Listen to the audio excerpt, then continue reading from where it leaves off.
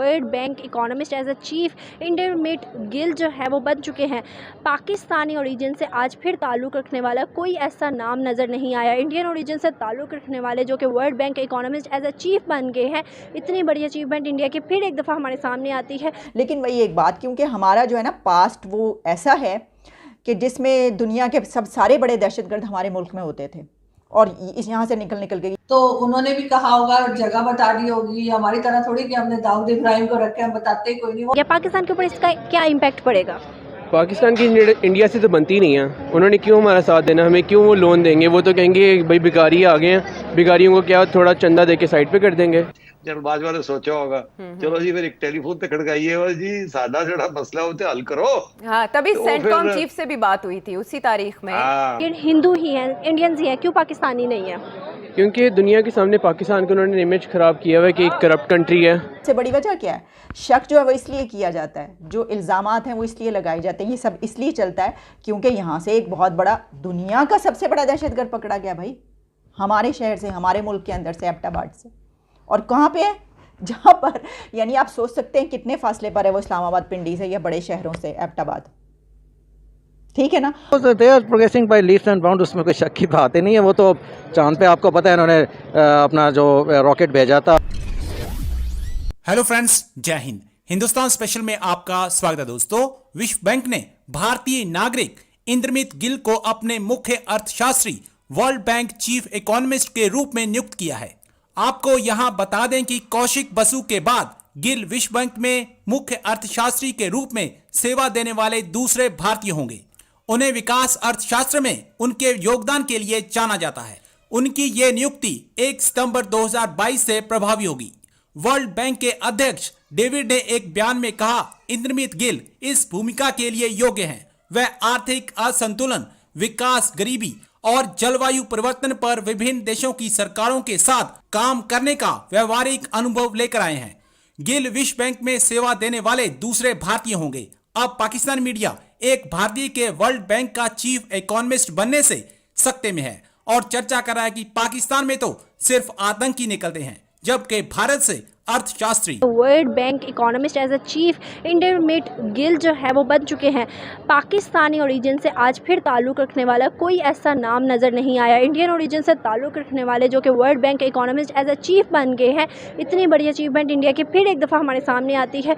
Past को अगर हम देखें तो बहुत से बड़े बड़े नामों में इंडियन ही हैं, चाहे वो इंडियन मुस्लिम हो, चाहे वो इंडियन हिंदू हो, लेकिन इंडियंस ही हैं। पाकिस्तानी बहुत कम नज़र आते हैं। अभी World Bank economist as a chief जो है इंद्रमित गिल बन गया, जो कि इंडियन ओरिजिन से ताल्लुक़ रखते हैं। आपको क्या लगता है, हर आए दिन इंडियन ओरिजिन से ताल्लुक़ रखने वाले, वो चाहे इंडियन मुस्लिम हो, चाहे वो इंडियन हिंदू हो, हमें बड़े बड़े जो है उसमें नज़र आते हैं, सीईओज़ में बड़े बड़े नाम नज़र आते हैं।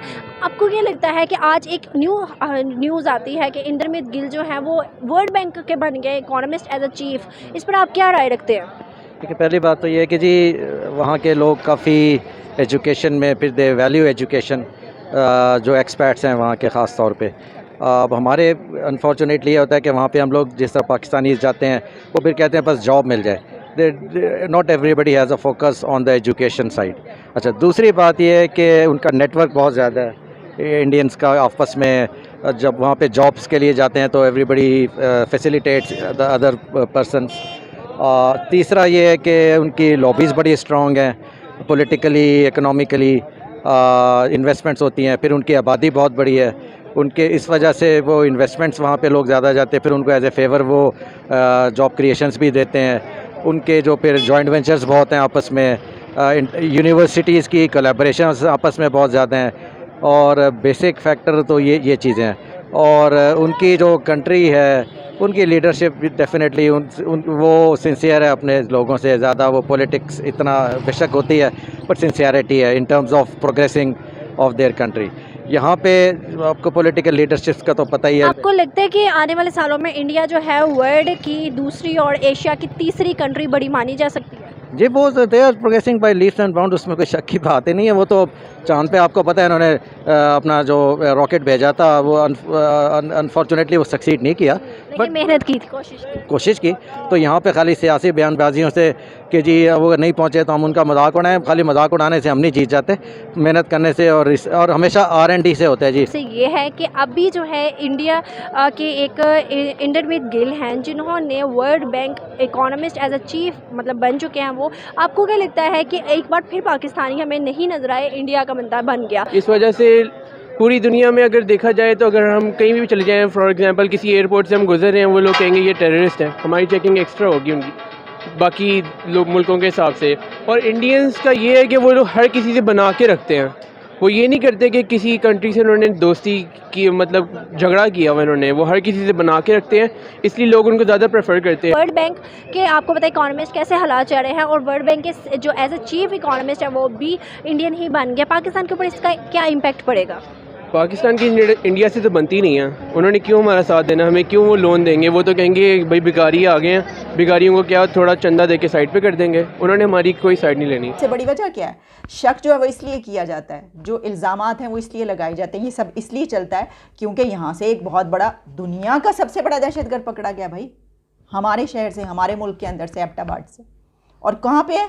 जहाँ पर यानी आप सोच सकते हैं कितने फासले पर है वो इस्लामाबाद पिंडी से या बड़े शहरों से एबटाबाद, ठीक है ना।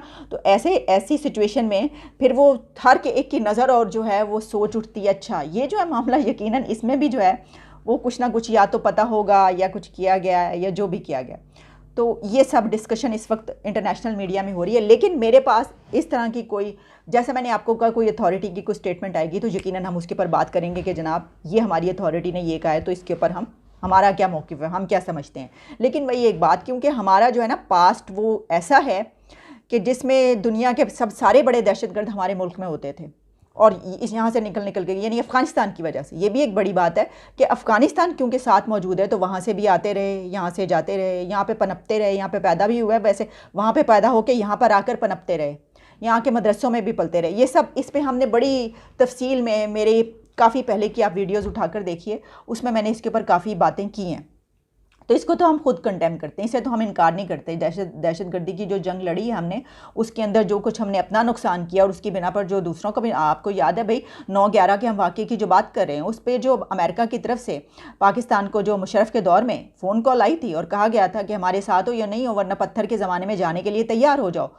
तो वो किस लिए कहा गया था? वो इसलिए कहा गया था क्योंकि यहाँ पर दहशतगर्द जो है मौजूद थे और ये सब कुछ यहाँ से वो करते रहे। तो आपने मिल के हमने ये किया, तो अब ठीक है, वी विल हेल्प यू।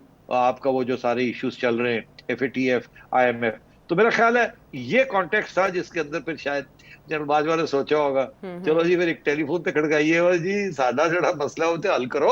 हाँ, तभी तो सेंटकॉम चीफ से भी बात हुई थी उसी तारीख में। तो मेरा ख्याल है कि वो फिर you scratch my back, I'll scratch your back, everybody's happy. But why one time cooperation, सेठी साहब? Why one time? देखिए ये केस टू केस होगा।